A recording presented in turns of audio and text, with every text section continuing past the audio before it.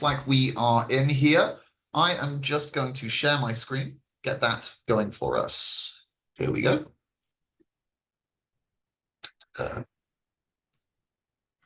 Wonderful.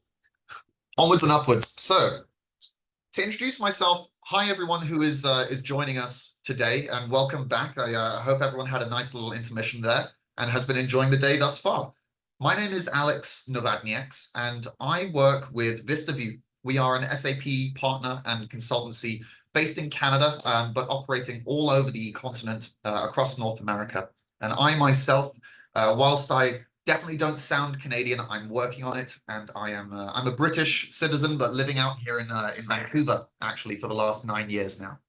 So today, I'm going to dive straight in here, and we'll do a little level set as well. We're going to go through the financial foundation and why it makes sense as a growing company, as a startup, as a young organization, to skip straight to ERP, as opposed to the perhaps more tried and tested method amongst smaller organizations to patchwork many systems together, or perhaps rely on more, I would say, more basic accounting tools. With that in mind, let's start with the level set by defining ERP versus accounting software. Really, ERP is like the employee or team member that never takes a sick day, never takes a vacation, and works everywhere across the business. Enterprise resource planning, or ERP, is at its core a financial and operational system of record, unified data, unified operations.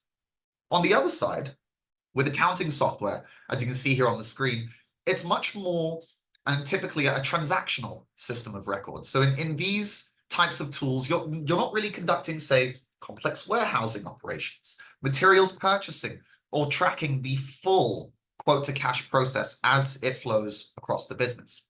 It can be great for an early-stage organization that is still defining the go-to-market, but it's not sustainable in the long run as you grow.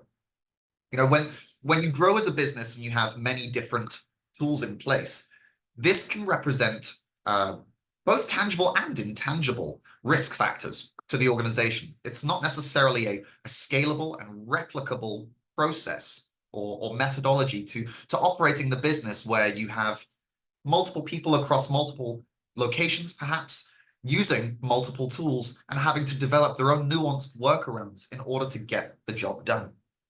And those nuanced workarounds are the real tricky part, the irreplaceably, sort of irreplicably difficult parts of that growing, teething pain. Now, with regards to VistaVu, just a quick high level on what we do. Our purpose at the very core is to provide innovative business management solutions that help our customers run great. Operationally, as an organization as well, we center most of our decision-making around the feedback from the customer. Whilst, conducting projects, winning clients is a vital part to what we do and continuing to scale the business, there is no future for an organization like VistaVu without taking wholeheartedly the feedback of the customer. So with that in mind, our vision is really at the high level to become the most respected mid-market systems integrator by both reputation and client base. We aim to continuously innovate solutions that enable customers to run great. On top of that, to build a proud employee-owned company. So even I myself, being a part of the VistaVu team here, I'm a part owner in the business, and everyone is. And this gives us a greater sense of connection to the purpose, to the vision, to the outcome from each person's work as it flows along the line. On top of that, we want to be the best and most caring place to work. Ultimately, the human element, whether it's ERP, manufacturing, sneakers, or perhaps conducting third-party logistics for online Amazon sellers, it does not matter which industry you operate within. If you operate a caring place to work where you identify the needs of your people, whether it be in systems or simply in their day-to-day life, it helps people do better work, it helps them run great, and by association, helps the business run great as well. And last but not least, to be a charitable leader in the communities that we and our customers live and work in. Now, I'm going to quickly skip through here as well. Just again, high-level overview of how we went through our own growth trajectory, where we are today versus where we started.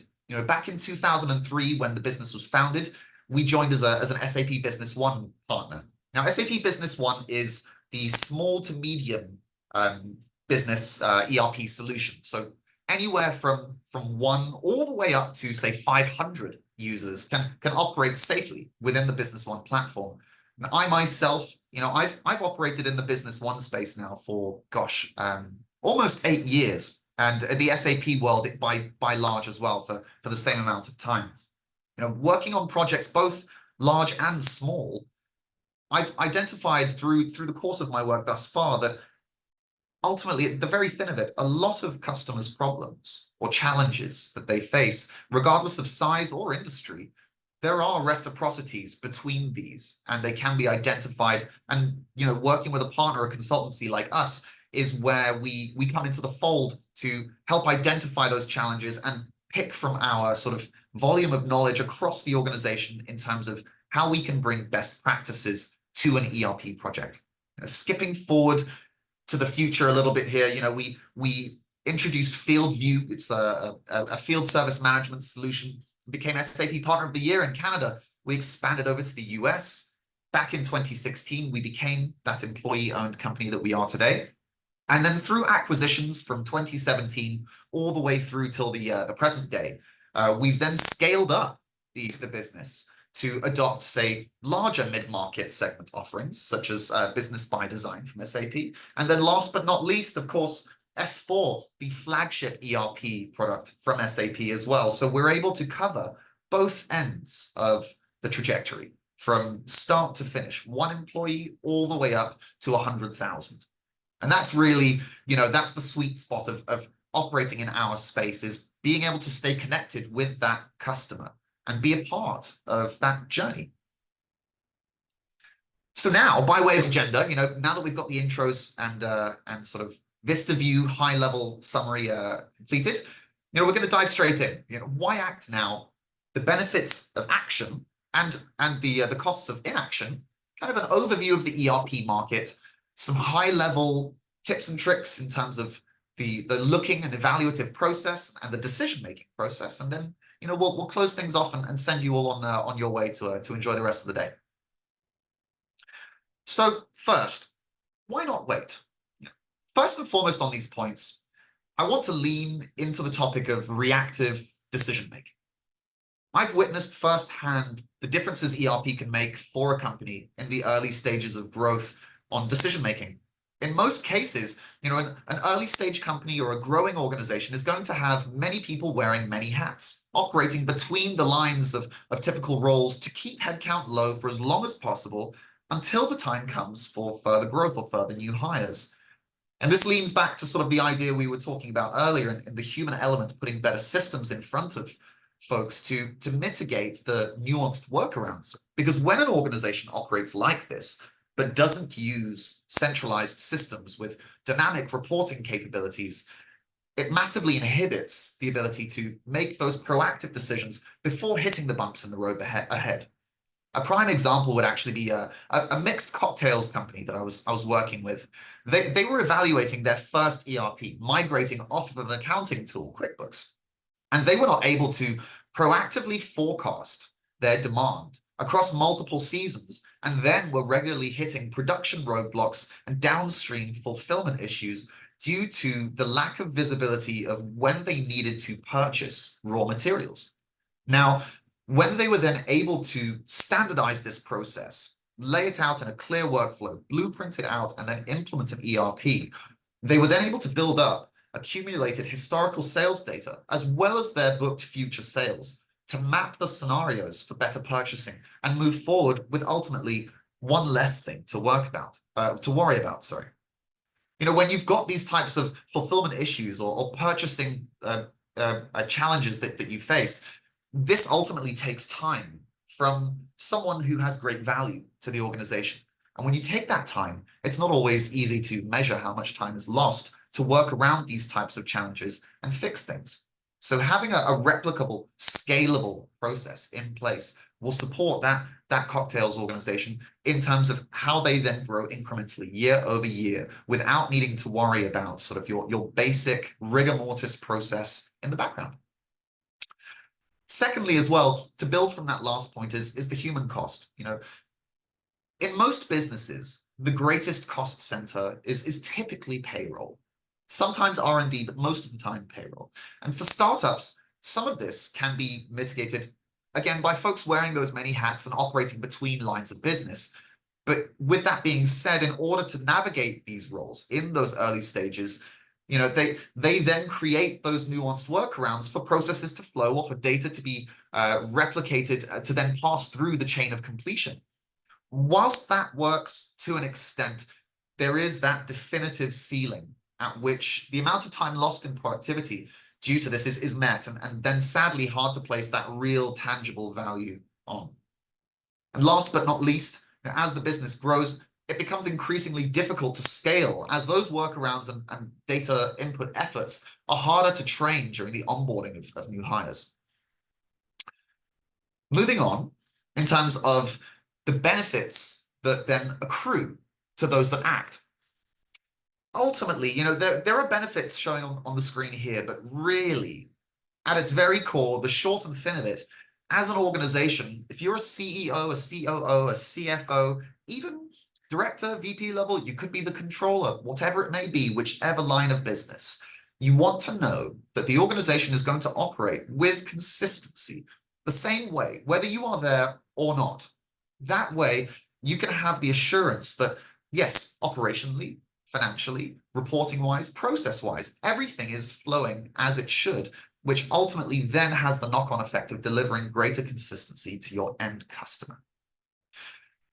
When you think, again, as well about the future state of benefits that accrue to those that act, artificial intelligence in terms of the consolidation, the cleanliness, the categorization, and molding and ultimately reporting and decision-making ability from the data in your ERP is a huge talking point in the systems world as it sits today. In our spaces, as an example with SAP, I was just at a partner summit to look over some of the new roadmap developments and new pieces of IP within the ecosystem that we operate within. There was an organization that had created an AI plugin, actually started working with the large enterprise group of airlines in the US through Deloitte. And they had done so because the FAA had blocked them from rehiring as many people as they had let go during the initial stages of COVID, when all of them were hit in terms of cash flow and the inability for customers and consumers to travel. Now, that ultimately left them with the challenge of needing to do more with less. But as consumers as well, moving through the COVID age and then coming through out of that into where we are today, there is a greater expectation that we as consumers bring now into the professional workspace. The blending of our expectations of what good looks like from systems and user experience is now becoming a very prevalent part of our daily working lives. And this AI tool addresses that directly with regards to, say, a more conversational method of interacting with the ERP itself. Say you're a field sales guy and you're out there, you're with a customer and you want to maintain the ability to have a good quality conversation with the customer, but you also want to check on inventory items, push that through to a quote, and then all the way through to the fulfillment stage. You can do so on your mobile device now, as if you were having a text conversation on iMessage with one of your friends. And all of that goes to say benefits in terms of those that act is without adopting an ERP in the early stages, you fail to do what is best by the people working within the organization, whereby they are able to do more with less and able to do so with greater fluency and then ultimately greater consistency for the customer. Outside of the AI topic, of course, days sales outstanding. That is, at its core as well, typically attributed to a lack of clear process or systems within the accounting line of business. It can also be accounted to largely manual processes whereby finance teams don't have the holistic view of total payments due. This is really a critical point for companies to rectify, given that it directly impacts the cash flow and the cash position of the business. So a high DSO is usually a sign as well that your customers don't necessarily value the services or products that you're bringing to market and are able to abuse the systems in place due to the poor process behind the scenes. So bringing that real ERP into the equation reduces that and ultimately improves your cash position, cash flow position as an organization as you go forward day by day by pointing all operational and financial activities through a single system of record. It then provides the accounting team with automated methods in which to collect on overdue payments. On-time deliveries as another one as well. In today's day and age, we learned from Domino's in the very early stages of what it means to keep our eyes on the prize like a hawk, watching from the order preparation all the way through to delivery. On-time deliveries are a massive win or lose point for businesses in today's day and age. If you fail on the expectations set to the customer on when your product will be in their hands, it leaves an indelible poor taste, bitter taste in their mouths. And these can be caused, ranging from supply chain delays, warehouse inefficiencies, inventory inaccuracies, or simply the lack of available to promise from a sales team perspective, which again, ultimately can all be resolved through the utilization of a true ERP system, because you're keeping everything, whether it's warehouse, inventory, finance, sales, everything is operating under one roof. And it's really critical to building the business and growing a business in today's economy, because without this, you struggle to build the same sticky relationship with the customer. And we have to follow through on those expectations that we're setting. Another piece of the puzzle here, order accuracy, inventory management, and proper warehouse processes in the back end, the flow of documentation from sales all the way through to shipping. When processes are covered manually or through Excel sheets, the chain that an order flows through is open to far too many potential breakage points. And when it comes down to having, say, non-communicative systems in place, it typically then relates to data then having to be replicated across that flow of an order and then being keyed maybe incorrectly by a human at some stage. Unifying this in that single system reduces the points of failure. It also reduces the amount of human time spent pulling that order through the chain and instead allows systems to push to each stage, leaving your people to focus on more pertinent tasks. Please forgive me, I have to blow my nose as I've got terrible allergies. Now, on inventory accuracy as well, again, on the warehouse management side, I've seen this in pretty much every single customer project where a business is growing and managing inventory within their Excel sheets or other offline tools. When you're growing a business, you don't want to worry about whether you have the product available to sell at the point of securing the sale. Having everything visible within an inventory module or a warehouse management system is genuinely the easiest way around this. And again, it's about making promises you can keep to the customer and putting the product in the hands of the customer with the fewest points of operational and experiential friction possible. Last but not least as well, when you're looking at faster, accurate financial reporting, if you don't have a true ERP system, then it's very unlikely that you'll have access to true, proactive, real-time reporting within the organization. Unless you are, lucky enough to be in the possession of the rare breed of organizational Excel whiz kids that are in dwindling supply nowadays, it can be useful to have said geniuses on hand with or without an ERP system. But ultimately, an ERP system is at its core, again, it's a financial system of record. SAP actually created the enterprise resource planning systems way back. I believe this was in the early 70s. And really, it was simply an accounting and a financial tool at the start, and has then ballooned and blossomed into encompassing every line of business.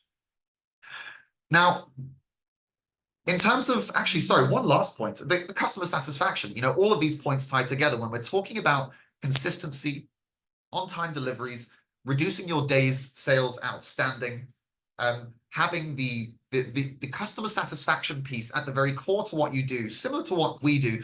it's really down to having better systems in place. Good systems and fewer clicks per person as something internally moves along the chain equals better work, better response times from your people, which then equals better operational performance, and by association equals a better customer experience. Whether you are delivering services, selling products, or a bit of both, an ERP allows you that flexibility and forward visibility on the business as it sits today and tomorrow to focus on those revenue-generating tasks while removing some of the more menial click-focused activities from the day.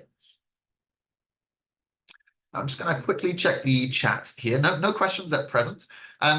Now, in terms of signs that you may already be overdue, now this is not a one-size-fits-all, and ultimately as well, for many folks, you may not experience any of these, but still find value in adopting an ERP. You may experience all of them, but still decide, no, it's not the right time for us as an organization.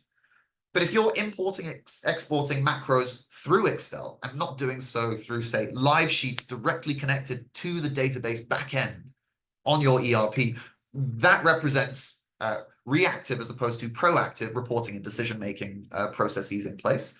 If you're using multiple tools and systems to do one job, we've all been there. I've had so many roles and gigs, I would say, along the line where I've had to use a number of systems and replicate my efforts as I flow through the chain of say, a quote all the way through to the cash process. Doing so, having multiple systems and having to replicate data myself, if you have a busy day, well, you might make mistakes. And that's where unifying everything under one roof mitigates some of those risk points, those choke points, and ultimately gives someone like myself or like yourselves the ability to simply focus on the task at hand. Now, this is more of a generalized one, an ever-growing to-do list. Well, we all have ever-growing to-do lists in today's day and age, sadly. But if you find yourself in the position where you are experiencing multiple of these points on top of an ever-growing to-do list, then yes, most assuredly, you are probably reaching that point as a business whereby you are hitting that ceiling, and you may find it valuable to start looking outwards to how you can better unify your systems landscape. Again, as well, when you have everything operate under one roof, one of the benefits that you have is the ability to delegate and triage tasks, processes, the needs and wants of the business, whether it's now or in the future, and you're able to see that and a change log as it flows through the organization. When you have multiple systems in place, or perhaps none, the uncertainty of, maybe who changed this? Oh, we don't know. Who updated the inventory sheets? Well, we don't know. Who last touched this piece of work? Who is in charge of this piece of work or this project? That's a real risk and ultimately time lost when you're having to ask questions such as these, whereby if you have an ERP or a true operational system of record in place, you can simply, from the same screen that you're working within, see who is in charge and pull up the change logs to see what changes have been made, or perhaps reference previous versions. Another piece of the puzzle as well, when you've got growing sales but stagnant gross profit, this is a really important one to sort of lean in on, because when you have growing sales but stagnant profits, that can be a sign that the human cost, the workarounds, are having an impact on the business. It's great to know you're growing sales. That means you've got a product that works, you've got a service that resonates. But if your profit is stagnant, then ultimately, operationally, you are eating into any of those growing sales that you could be reaping the margins from. And with all of this in mind, process creep, human productivity, cost losses, when you've got the growing sales but stagnant gross profit, that is genuinely indicative of the process creep, human productivity, cost losses. And actually, in the interest of time, we're going to skip forward here, a quick high-level ERP market terminology. At the very top of your pyramid here, in terms of your tier 1 ERPs, there's your flagship SAP, S/4HANA, Oracle Cloud. These are your large enterprise, sort of $500,000 to upwards millions of annual cost, and works really from your 5,000 plus all the way, really, irrespective of the number of employees that you have, it can operate as such. Your Nikes, your Lululemons, your Under Armours, and your Sephoras. In the tier 2 space, That's where you have SAP's S4 Public Cloud. Now, this leans into essentially a preset group of best practices that a consultancy like us can then lean on to mitigate some of the blueprinting roadblocks that you might have crossing all of the channels and lines of business within a really large organization that would need S/4HANA Private. You've also got F&O from Microsoft. The cost jumps down significantly, and generally you're looking in this 100 to 5,000 employee range. But really, again, these tiers are not one size fits all. They are not the recipe for what good looks like, which system should work for you. Within this space, I've seen organizations of fewer than 50 using a tier 2 ERP because the revenue and the complexity of the business and the scaling potential of the business necessitates it. On top of that, though, I've also seen tier 3 ERPs in the Business One or Business Central space operating with well over 1,000 employees. And then when you have your accounting software, this is really the one area within this pyramid that actually has weight to it in terms of a definable recipe. If you reach more than 50 employees and you are relying on an accounting software as your primary source of truth, then it's most likely time to start looking outwards. And how do you do that? How do you look for an ERP? It's, they're everywhere online. You're probably going to be targeted after your phones and computers have picked up me talking about this for the last 30 minutes. So my apologies, but if you're in the market, then great. You're going to get all of what the market has to offer you through all of your social media platforms.